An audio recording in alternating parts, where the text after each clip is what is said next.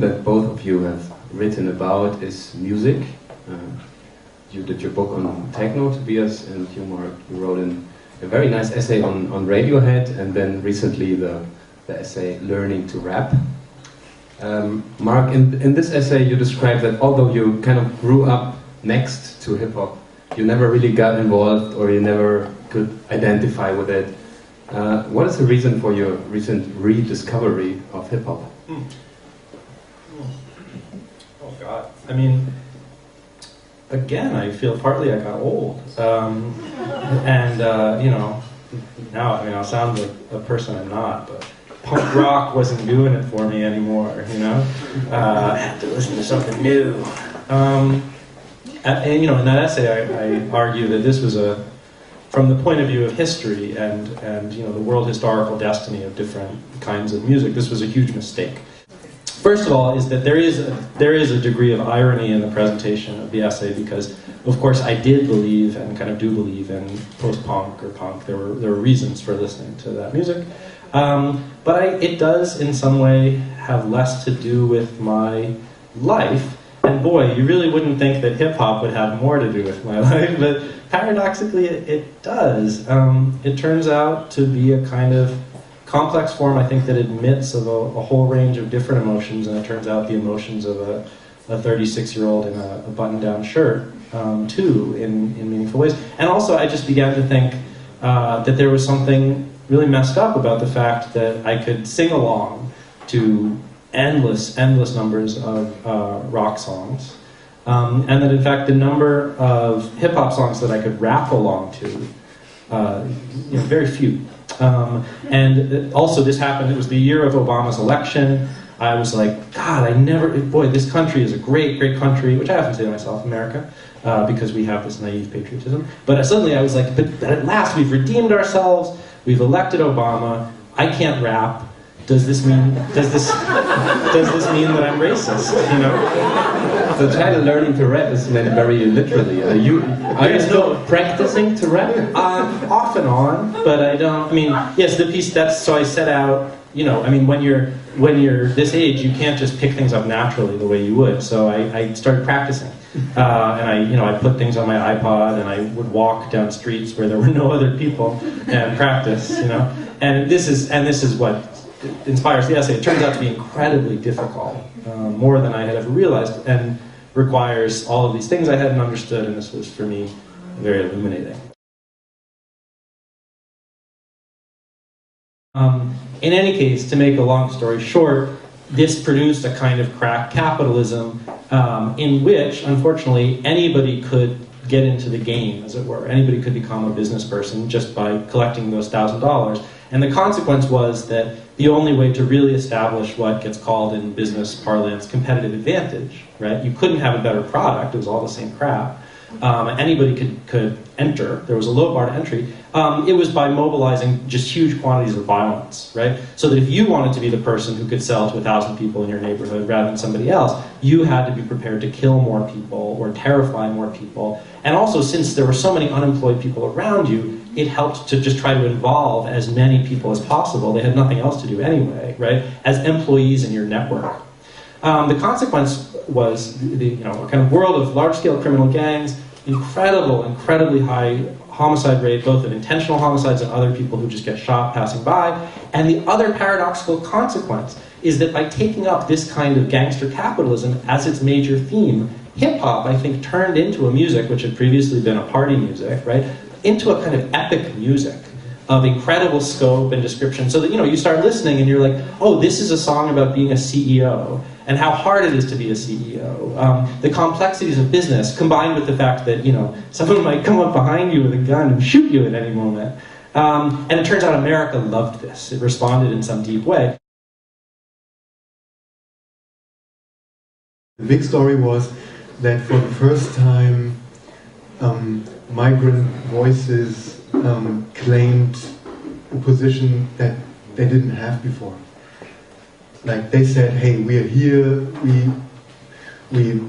we imitate American rap models. We can't.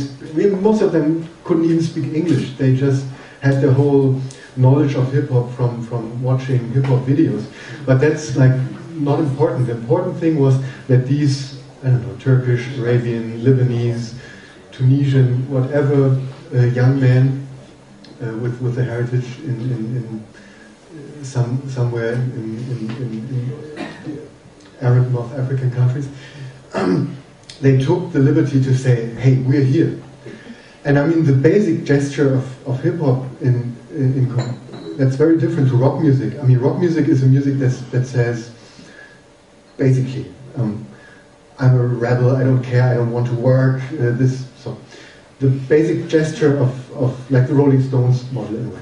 The basic gesture of hip-hop is completely different. The basic gesture of hip-hop is say, I'm here, you know, look at me, I'm here. I might be unemployed and you might don't want to have me here, but I'm here, here, and that's my friends. So, and politically, like the important thing about these Berlin gangster rappers was they said, hey, we're here. You have to watch us, we're here. We're not of German descent, but we're here. And like all the rest that came along with it, that like the lyrics were sexist and they celebrated violence and all that stuff, I think like the reaction of German society was very helpless because they had no experience with this gesture. The connection between hip-hop and New York and my book is that I lived in New York for 1.5 years in 2002 and 2003, and one of the things that fascinated me, because I was always listening to hip-hop, I loved hip-hop, but as a European you always consumed hip-hop through the album format. And when you visited New York, or when I lived there, you realized, hey, that is not hip-hop music, it's not listening to albums. This music is everywhere. It communicates the city in a way. You hear it in the radio, you hear it in the stores that sell these tapes, you have it coming out of every boutique, every shop, every corner store, every car. If a rapper has a successful single, then dozens of answer singles pop up, and it's all over the radio, and then you have like this black television where you have every evening like a 1.5 hour hip-hop show that just talks about what's going on today. So I mean it's really living in a way, and it tells you a story about the city. Techno talks to me about Berlin the way hip-hop talks to me about New York. It's so deeply immersed in the city in a way. You have like this structure, this nightlife techno music structure that tells me a story about the city. I can't tell a story about the city by telling a story about this music.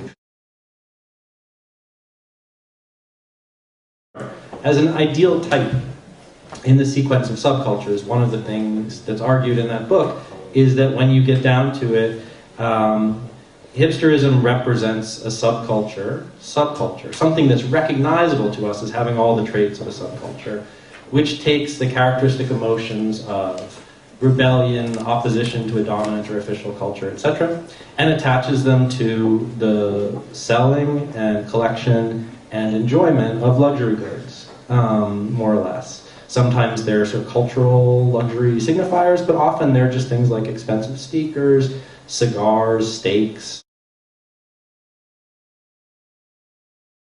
I think that the Berlin hipster is very, very different from the New York hipster. In Berlin it has lots to do with this new internationality of the city. That the city, I mean Berlin was a very, very German city up till 10 years ago. It was great and adventurous and everything, but especially in East Berlin, it was very German. It was not like, I mean, Frankfurt is much more international than Berlin. So this new internationality that the city gained in the or certain parts of the city gained in the last 10 years, is something completely new. Berlin didn't have that, didn't know that like you hear all these different languages in the street. And at the same time, for these people moving in from all over the world, I think Berlin is a blank space, far more a blank space than London or New York or Paris. It's under-mediated in a way. So this Berlin hipsterism has lots of things to do with inventing the city all the time, out of different perspectives. And up till, I don't know, up till 10 years ago it was always Germans, except for, like, there's exceptions like David Bowie, but that's really an exception. It's always Germans inventing Berlin. And now it's lots of young people from all over the world trying to invent the city. And that's like the core of the contemporary hipsterism, I think. And the natural opponent of the hipster is the tourist. Yeah, obviously. Right? Who has no secret knowledge. Obviously, because most of the hipsters began as tourists. Yeah, but interestingly, the other opponent of the hipster is the other hipster, right? I mean, as a hipster, and that's different from other subcultures because usually, if you're part of a subculture, you discover someone else and you recognize him because he wears the same sneakers or whatever. You feel a kind of connection. But for a hipster, the idea to go to a place where lots of hipsters are is just horrible, right? I wind up calling the early hipster, 1999 to 2003, the white hipster. Why? Because if you think of many of the different markers, stylistic markers, but even the most obvious fashion things, right? The trucker's cap, as if you were a long-haul trucker somewhere out in the great American expanse. You certainly aren't driving long-haul trucks in Manhattan or Brooklyn, where these people were, right? And then the ironic t-shirt. And usually what the ironic t-shirt, curiously, they'll call it the ironic t-shirt, the thing that it actually was usually a t-shirt from a rural church event, some kind of southern barbecue, a little league team from the suburbs, right? The irony, curiously, was that you were not a suburbanite. You were not a rural person, you were not an evangelical Christian, you were not a etc. Right? Yeah. One of the things that then was odd about these hipsters, the white hipsters, right, is that these were people who were moving to essentially immigrant neighborhoods, or neighborhoods that had been marked as ethnic in some ways. What seemed key about the hipsters is that they were part of, as you know, this massive demographic movement of wealthier, middle class and up white people who had fled the inner city and gone to suburbs, moving back into these newly financialized and gentrifying cities, right? Moving out other people by pricing up the apartments. And what I found incredible is that the hipster, this white hipster, represented someone who, in moving into the Dominican neighborhood, etc., actually started wearing, as a style treat, as the thing that made them cool, signs of suburban whiteness, right? That is to say, they re-imported the culture of the suburb to which they had moved via white flight, as it was called, back into the black and Latino and ethnic Jewish and blah, blah, blah neighborhoods of the city, and they would just wear this stuff and walk around. They wore what they were.